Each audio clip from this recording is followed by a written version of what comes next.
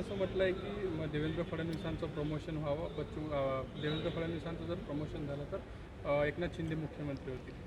असं आहे की आज तर मॅन्डेट महायुतीला जे मिळालं आहे 51.78% मतं घेऊन भारतीय जनता पार्टी, शिवसेना आणि राष्ट्रवादी एकत्र आहोत.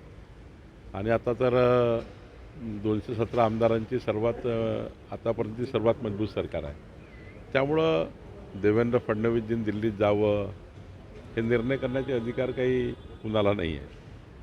शेवटी देवेंद्रजीच महाराष्ट्राचं एक कर्तृत्ववान आणि या राज्याला विकसित महाराष्ट्राचा संकल्प करून आपलं राज्य हे देशातलं अव्वल राज्य करण्याचा निर्णय देवेंद्रजींनी घेतला.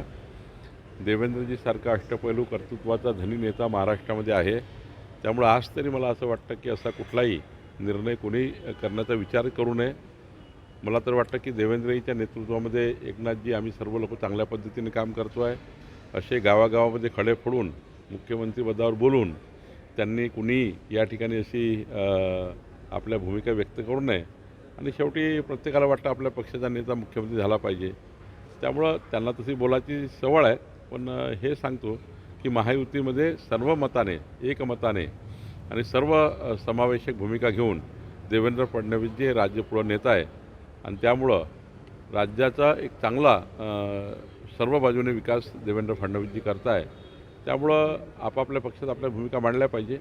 काही भूमिका अशा असतात त्या आपल्या पक्षनेत्याला विचारून मांडल्या पाहिजे. कोणाला काही बोलायचं असेल तर पक्षनेत्याला विचारून बोललं पाहिजे. असंच समन्वय समिती ठरलं आहे.